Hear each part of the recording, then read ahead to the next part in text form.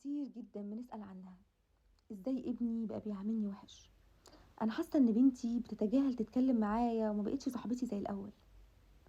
انا مراتي كانت معطاءه جدا، كانت بتعمل لي كل حاجه انا عايزها وبتحبني جدا، ودايما تديني ودايما تاخد بالها من كل حاجه. دلوقتي ما بتحبش حتى وجودي في البيت. انا زوجي كان حنين جدا عليا، فجأة اتغير. ايه اللي بيحصل؟ وازاي اقدر ارجع العلاقات دي قويه زي الاول؟ الحقيقة يا جماعة ان جواب الاسئلة دي كلها في الكلمة. كلمة، والله العظيم زي ما بقولكوا كده، الكلمة الطيبة تقدر تخلي علاقتك قوية جدا بآخرين.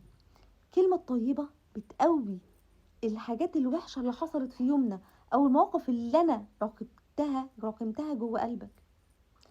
الكلمة الطيبة بتبني علاقة قوية جدا، تبقى زي العقدة اللي ما ينفعش حد يفكها. كذلك المواقف وجفاف الكلمات وجفاف المواقف تقدر تهدم انسان. انا اقدر اهدم ثقة ابني في نفسه بان انا دايما اقول له انت فاشل، انت عمرك ما هتبقى كويس، انت دايما صوتك عالي كده وهتفضلي مش عارف ايه، ايوه انت محدش بيحبك. والاقي نفسي حاطه ضوء على صفاتها الوحشه بس. طب تفتكروا هتحبني ليه؟ هتيجي تتكلم معايا ليه؟ هتصاحبني ليه وانا مش بقولها غير المواقف الوحشه بس اللي فيها؟ بل بالعكس. عارفين حتى لو ابنك ولا بنتك في مواقف وحشه، اعكسوا المواقف دي وكأنها حلوة. يعني لو هو بيكذب كتير، دايما قولوا له انا واثق فيك. طب انا عارفة انه بيكذب، قولي بس كده، انا واثقة فيكي، عارفة انك عمرك ما تكذبي. بالعكس، الكلمة دي هتصلح الكذب اللي جواها. بنتك بخيلة مش بترضى تصرف حاجة وانتي ملاحظة ده، تيجي كلميها عن الكرم وعن قد ايه الانسان الكريم ربنا سبحانه وتعالى بيحبه وبيكرمه وبيديله اكتر. كل ما بتدي دي تجارة مع ربنا سبحانه وتعالى، واكدي عليها عن الصفة دي فيها. الله انت كريمة جدا، انت قلتي النهاردة كلمة حلوة، تعرفي ان ده كرم. انت كريمة انت كريمة انت كريمة، هتبقى كريمة. علاقات كتير جدا بتهدم يا جماعة بسبب نقص الكلمات الكويسة، بسبب جفاف المعاملة. وعلاقات كتير بتبقى حلوة ومهما حاولوا الناس يوقعوها ببعض تبقى قوية بالكلام الحلو. الأب اللي بيشجع بنته بيقول قد ايه هي جميلة، قد ايه انتي كبرتي، قد ايه ضحكتك حلوة، قد ايه شكل عينيكي حلو، قد ايه اسلوبك حلو، بيبقى أول حب في حياتها. ساعتها البنت ما بتجريش ورا أول كلمة حلوة تتقالها في الجامعة ولا في فترة المراهقة في الإعدادي وفي الثانوي، لا هي شبعانة كلام حلو من باباها ومن أخوها ومن مامتها، عاملين جواها طبطبة اجتماعية. في حاجة اسمها سوشيال ستروكس، طبطبة الاجتماعية بتفرق جدا معانا. عشان كده كلنا بنبقى فرحانين جدا بأي كومنت بيتقال لنا على تعليقاتنا. كان عندي واحدة صاحبتي من كام يوم، ببص على الفيس لقيتها كاتبالي جميلة الشكل والروح، كلام كده حلو. لو اقول لكم ان انا اليوم ده ما كنتش عارفة انام من كتر الفرحة، لو اقول لكم ان انا قمت فضلت ادعي لها وانا بصلي بسبب ان الكلام ده خلاني قد ايه فرحانة. رسالة تانية، اكيد صاحبها بيتفرج عليا لان انا عارفة انه متابع كل فيديوهاتي. لقيته فجأة بعد فترة متابعة بيني وبينه، او علاج يعني بيني وبينه. فلقيته، انا فكرت خلاص انا الحمد لله ربنا عافاه من حاجة معينة وخلاص. لقيته فاكرني، لقيته باعت يا دكتورة انا والله العظيم كنت بعمل عمرة ودعيت لك. طب مين حضرتك؟ اعذرني ان انا مش يعني مش هبقى فاكرة المواقف وكده.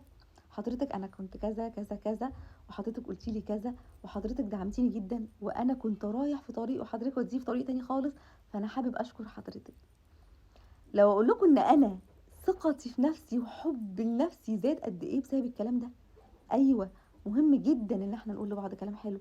بقيت انا اللي بشكره على انه لسه فاكر لي المعروف ده.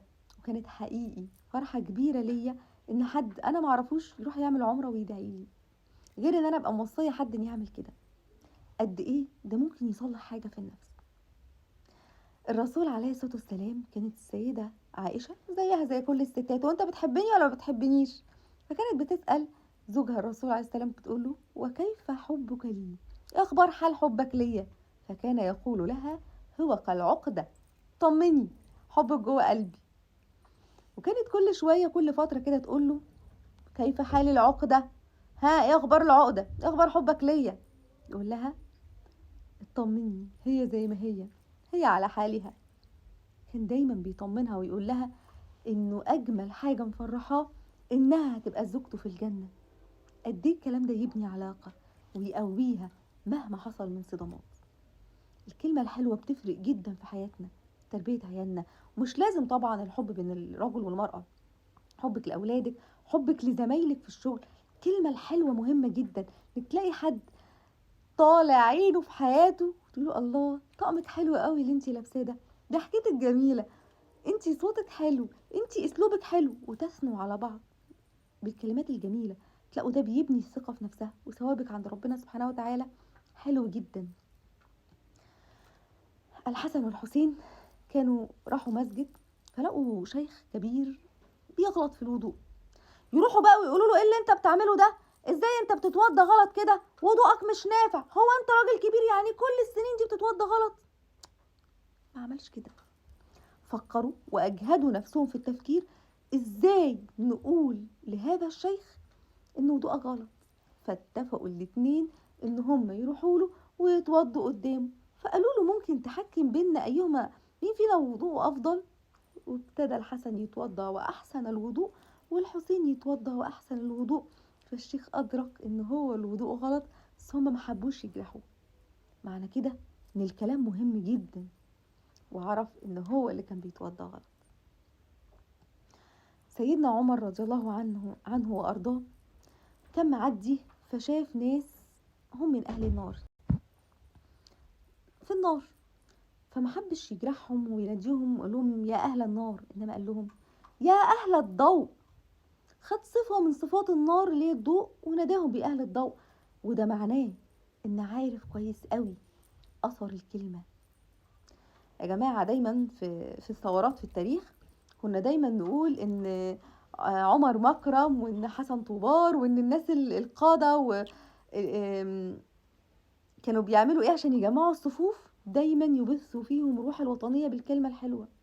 في اي ماتش ولا في اي حاجة وطنية بنشغل الاغاني الوطنية نفرح جدا ونحس يا سلام لو انا معايا سلاح دلوقتي اروح احارب.